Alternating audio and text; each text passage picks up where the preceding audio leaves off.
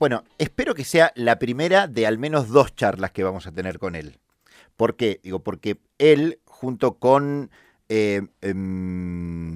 la periodista del diario La Nación, Maya Yatreblansky, escribieron un libro que se llama El Monje y que es la biografía no autorizada de Santiago Caputo, el asesor sin firma del presidente de la Nación, Javier Milei. Estoy hablando del periodista de TN, Manu Jove, que está en comunicación con nosotros. Digo, la primera de las 2 que uno imagina que puede llegar a tener, porque como el libro es de Editorial Planeta, uno cree que los autores de este libro van a estar en el próximo ciclo Verano Planeta, en el verano 2026, presentándolo en el Hotel Costa Galana. Hola Manu, mi nombre es Adrián Barbarulo de Radio Brisas de Mar del Plata. ¿Cómo estás? Adrián, ¿cómo estás? Un gusto, abrazo grande para vos, para todo el equipo. Bueno, andá agendándote algún lunes de enero y febrero para venir a hablar del Mm. libro acá en Mar del Plata, con Maya. Bueno, esperemos que sí, esperemos que no solamente de ir a hablar del libro, la actualidad siempre nos está dando material por suerte y afortunadamente el libro se está vendiendo muy bien en sus primeras semanas, ni siquiera llegamos al primer mes de venta Ujú. y bueno, ya se agotó la primera edición, Bien. está imprimiéndose la segunda, ahora con la feria también mucha expectativa, pero muy probablemente si seguimos con estos niveles de venta y de repercusión, habrá alguna edición ampliada o actualizada más adelante. Ah, claro, o sea, porque es como una especie de libro vivo, ¿no? Digamos, o sea, todo el tiempo hay que sumarle cosas. Sí, hay un último tercio del libro que, por supuesto, plantea muchas cosas estrictamente vinculadas al gobierno actual y es una historia en desarrollo, una historia en proceso, entonces, por lo tanto, hay cosas o hubo cosas, de hecho, que desde entonces se han no necesariamente modificado en un 100%, pero sí más anécdotas que contar seguramente en el detrás de Ujú, escena ujú, de muchas de esas historias, que además, en particular para el laburo que hacemos con Maya en la diaria, los dos cubrimos gobierno, ujú. hay muchas cosas que es algo que nosotros aprovechamos en el libro ya a esta altura, hay muchas cosas que quizás por la propia dinámica del día a día, la vorágine de la información y demás no las hemos contado o no se han contado con el detalle que las contamos Ujú. nosotros en el libro y un poco la idea eventualmente si efectivamente existe una edición ampliada o actualizada seguramente tendrá mucho de eso. Bien, bueno, en el título del libro, que es El Monje, siempre uno vincula a esta idea de monje con el monje negro, Mm. que está detrás de todas las maldades y tropelías que se pueden generar desde un lugar de poder. Entonces, por lo tanto, uno piensa y dice, bueno, no, este chabón es malo. ¿Es malo Santiago Caputo? Bueno, quien ocupa esas tareas y esa administración del poder en lugares, en una botonera tan sensible del Estado, tiene que tener esa cuota, me parece, ¿no? Más allá de que él, incluso por momentos, pareciera que trata de fortalecer ese personaje de el Rottweiler de Milei, por decirlo de alguna manera, con esa escena, por ejemplo, bien gráfica cuando lo vimos cruzarse con Facundo Manes en el Congreso, en la apertura de sesiones, en ese rol y en ese tono. Ujú. Hay mucho de eso después, y por supuesto que en la negociación política y en la rosca lo que prima no es la empatía en general, digamos, no, no, Claro, claro. no es una característica tradicional de Ujú. quienes ocupan esos roles, entonces tiene algunas características de ese estilo. Después, como monje negro, una figura que vos bien marcabas, nosotros elegimos ese título justamente para atarlo a esos personajes históricos de alguna manera, ya sea Ujú. en la historia reciente argentina o bien en la historia universal. Y uno puede pensar en un monje de este estilo y pensar en Rasputín, Ujú. eh, en la dinastía de los Ares en Rusia, Sí, o, claro. o en la historia más reciente argentina, pensar en, no sé, Cotino Siglia, Claro. Bauzá, tantos otros que han ocupado ese rol que el libro un poco atraviesa Ujú. todas esas figuras, no solamente como un repaso histórico, cronológico, sino también porque hay Ujú. muchas de esas historias que están entrelazadas con la actualidad permanentemente. Ujú. Eso también es un poco la característica de los entre comillas, monjes negros, y este tiene sus propias particularidades, digamos, como Sí, bien podría ser de todos los que hemos tenido en la historia reciente argentina, es el primero, por una cuestión también lógica y tecnológica, pero es el primero tuitero, claro. como gran diferencia o entre tantas otras que nosotros tratamos de repasar. Claro, bueno, ahora, si vos me preguntás así rápidamente, cualquiera podría imaginar que tal vez esa actuación de Santiago Caputo en la Cámara de Diputados con Facundo Manes, es contraproducente esa imagen del monje. O sea, jamás me hubiese imaginado a Cotino Siglia increpando a nadie a la vista de todo el mundo, ¿no? Digamos, el monje funciona de otra manera. Él tiene una necesidad de exposición mayor de la que deberían tener los monjes y puede salirse de ahí o necesita como también su cuota de protagonismo, como la que tal vez uno imagina que se cuida mucho el look, que cambió su corte de pelo, se hizo una cirugía en la nariz, o sea, hay un montón de cosas que tienen que ver con esta cuestión de la imagen que tal vez otros monjes le dan poca importancia, ¿no?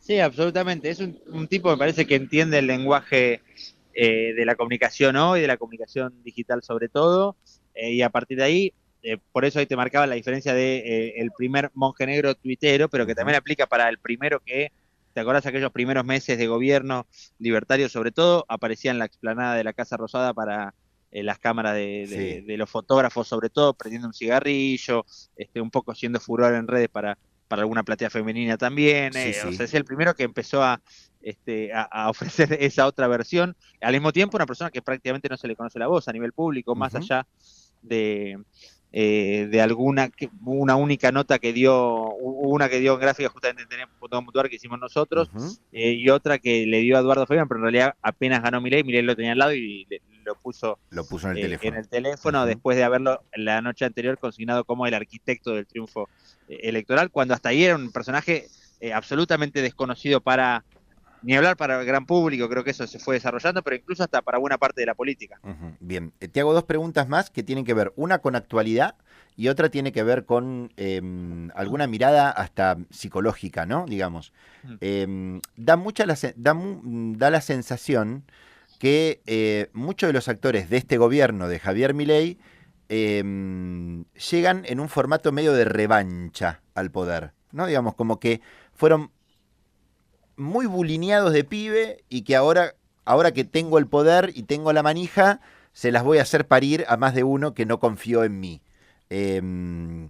¿Hay esa imagen también de Caputo de haber sido bulineado en algún momento? No te estoy hablando por una cuestión escolar, ¿no, Manu? Sino que te estoy hablando por una cuestión política y que evidentemente también pasa por ahí de una cuestión de revancha.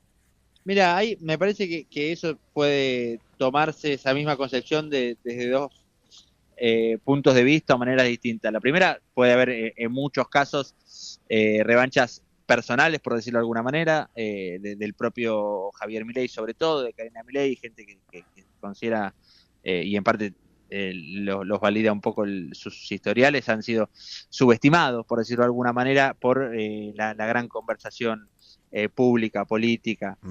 En su momento el propio Milei como economista, muchos lo plantean como alguien marginal, esta idea del fenómeno barrial que Milei repite, que alguna vez se lo señalaron en la campaña de 2021 y la repite permanentemente, o sea, hay revancha, nadie puede negar eso.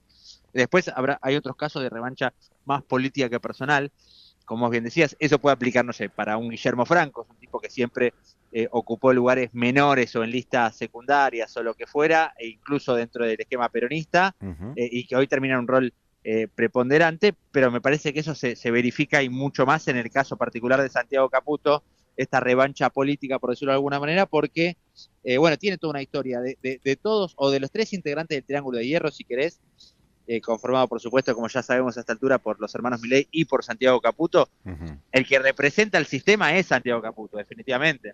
Claro. Es el que viene, más allá de su apellido, digamos, en el libro se repasa un poco el árbol cronológico de alguna manera, el árbol genealógico. Perdón, de alguna manera de la familia Caputo, cómo son los lazos, los vínculos familiares y los vínculos personales de esa familia ya hace mucho tiempo ligada al poder. Uno piensa en los últimos años, por supuesto, en el actual ministro de Economía, en el empresario Nicolás Caputo, de los más importantes de la Argentina, pero yendo más para atrás, en el canciller de Alfonsín, en Dante Caputo, digamos. Es un apellido ya vinculado al poder hace bastante tiempo y ahora con la preponderancia de Santiago como un asesor todoterreno o un jefe político en última instancia, como lo señaló Milei esta última semana de este gobierno.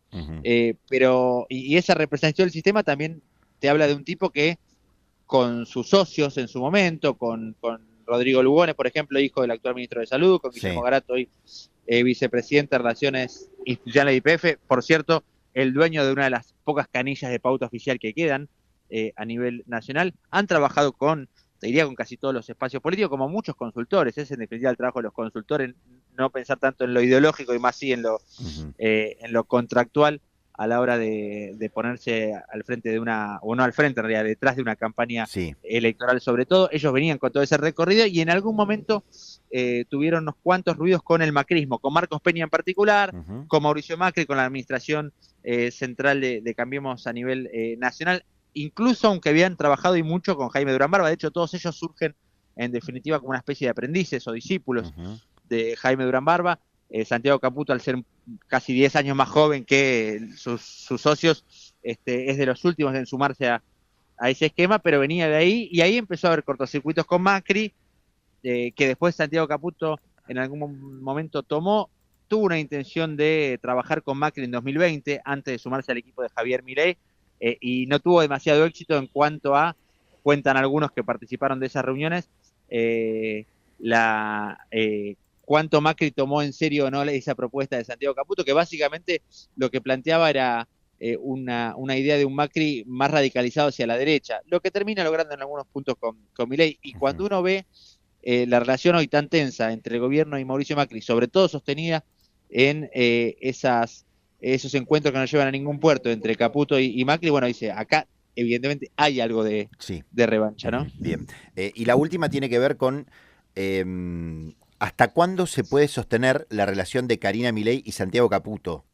Porque hasta donde uno lee, tiene entendido y escucha los off the record que se dan dentro de la Casa Rosada, a través de los que cubren gobierno, como vos y como Maya y como tantos otros, saben que la relación entre Karina y Santiago Caputo es extremadamente tensa por momentos, y que el que sostiene esa relación es el propio presidente Javier Milei, y me parece que no hay una confianza, ¿no? Digamos, de hecho yo no sé en quién confía Karina, básicamente, más que en Adorni, ¿no? Digamos, entonces, ¿hasta dónde puede llegar a durar esa relación y cuánto puede llegar a significar que eso se rompa? Bueno, hay dos cuestiones ahí para tener en cuenta. En la breve, pero acelerada e intensa historia de la Libertad Avanza, uno piensa que ese rol del Triángulo de Hierro, no definido como tal, es un nombre que le puso Milei el año pasado, pero Sí. esa especie de mesa chica del poder interno del esquema libertario no es nuevo. En realidad, si vos te pones a repasar del 2021 para acá, tuvo primero como protagonistas, por supuesto, siempre los hermanos Milei, pero primero estaban Ramiro Marra y Eugenio Casieles casi como un tándem, un primer asesor que se llamaba Mario Russo, después apareció Carlos Kikuchi, bueno, te nombraba Marra y Casieres, de hecho fueron quienes acercaron a Santiago Caputo al mundo Milei en aquel momento, pero después apareció Kikuchi cuando cae en desgracia Ramiro Marra, después apareció Nicolás Posse, el ex jefe de gabinete, que también ya en el gobierno termina eyectado, y eso permite que el poder de Santiago Caputo crezca y muchísimo, casi como los tentáculos de un pulpo ya dentro del Estado. Bueno, siempre la variante, el vértice, el triángulo de hierro que salió eyectado fue el que no era de los hermanos Milei. Entonces, en ese sentido, Santiago Caputo tiene más para perder. Eventualmente, si esa tensión de la que vos mencionás y que efectivamente existe, escala. Lo cierto es que hasta ahora supieron convivir, empieza o empezará a haber, en todo caso, a nivel que el año se vaya desarrollando, me parece más tensiones, sobre todo vinculado al electoral. Karina Milei ya desde el año pasado, con el armado partidario, se puso al frente de esa tarea específica del armado partidario a nivel nacional. Vos hablás de en quién confía Karina Milei, más allá de que la relación con Adorni, bien como decís, es muy fluida y hay una relación de lealtad y de confianza, me parece muy férrea. Están los Menem, como sobre todo Lule Menem, uno piensa en Martín Menem, que es un poco la figura pública que representa el apellido como presidente de la Cámara de Diputados, como potencial candidato en La Rioja y demás, pero Lule Menem, hombre también con más recorrido en la política, es el armador detrás de el proyecto electoral de Karina Milei. Digo proyecto electoral no porque la tenga ella como figura, sino porque está detrás de ese armado, y ahí me parece donde radican las principales tensiones y que se empiezan a verificar, por ejemplo, en estos días, con algo que ya había existido en ese momento con Carlos Kikuchi en la campaña del 23, que es presentar o no presentar, o en todo caso en qué niveles y en qué instancia presentar candidatos para los cargos distritales en las provincias, ¿no? Ya pasó en Santa Fe con resultados magros para Libertad Avanza, se va... Esa es toda de Karina, ¿no? Digamos. Bueno, claro, y ahí es donde empiezan a haber ruidos. En definitiva, Santiago Caputo no deja de ser el estratega consultor, sobre todo en términos de campaña, que es su especialidad, y su equipo, la gente que trabaja con él, está trabajando en esos detalles. Entonces empieza a haber tensiones lógicas por eso. Caputo pretende darle una prioridad a los cargos nacionales, es decir, aquellos que vayan a ocupar bancas, ya sea para diputados o para senadores, en el Senado Nacional, y le resta importancia a esos cargos distritales, que al mismo tiempo para, en particular los Menem hoy, funciona como una ampliación del poder territorial, digamos, tener más bancas en Consejo Deliberante, más bancas en legislaturas provinciales, y me parece que ahí empieza a exponerse esta tensión, que después se puede ver también trasladada, traducida en la provincia de Buenos Aires, con el emisario de los Menem o de Karina en ese territorio, que es Sebastián Pareja, presidente del partido en la provincia de Buenos Aires, y con nombres como el de Agustín Romo, diputado provincial, referente del mundo digital libertario, de los tuiteros, de los gordos de Twitter, como se llaman a sí mismos, y que responde directamente a Santiago Caputo. Digamos, tienen representantes de esas pequeñas batallas diarias, sobre todo vinculado a lo electoral. También, esto que en el libro contamos por arriba, que se fue desarrollando también en las últimas semanas, existe hace un tiempo una especie de reunión hecha a través de un cronograma semanal entre Santiago Caputo y Karina Milei para empezar a pensar lo electoral. Cuentan que la reunión de la semana pasada, del miércoles pasado, fue particularmente tensa, justamente a partir de estos casos de elecciones provinciales. Es una duda cómo va a convivir eso. Al mismo tiempo, y me parece que ese es el crédito que tiene Santiago Caputo con Milei en particular, pero con los hermanos en general, están los resultados, sobre todo en términos electorales, que ha obtenido Santiago Caputo, un poco como le pasaba a Durán Barba en el PRO, a la hora de llegar a una elección, cuando el asesor, el consultor de campaña, que a Milei le anticipó el resultado que iba a sacar en las PASO del 21, en las generales del 21, o incluso en las PASO del 23, cuando nadie preveía un triunfo de Milei como candidato más votado en ese momento, y el único que lo hacía, o por lo menos el que había acercado una encuesta que arrojaba esos números, era el propio Caputo.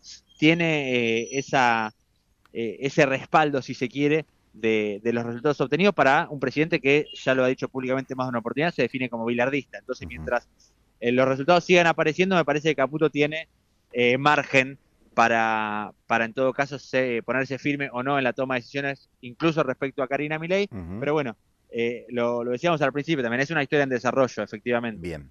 Bueno, Manu, te agradezco mucho la charla. Sos de los periodistas que ha aparecido en este último tiempo que me parece que ha tomado más relevancia. Está bueno que en algún momento lo podamos marcar también y está bueno que se pueda decir.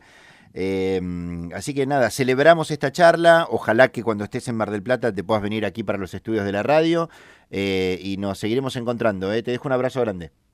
Adrián, abrazo grande para vos, para todo tu equipo, toda tu audiencia, y por supuesto que será un placer, como cada verano, por cierto, pasar por Mar del Plata, este año eventualmente con la excusa del libro también. Dale, que estés bien. Manu Jove, periodista de TN, de el canal de YouTube Cenital, hablando sobre el libro que se llama El Monje y que cuenta, junto con Maya Yatreblansky, la vida y la biografía no autorizada del asesor sin firma del presidente Javier Milei, Santiago Caputo, El Monje.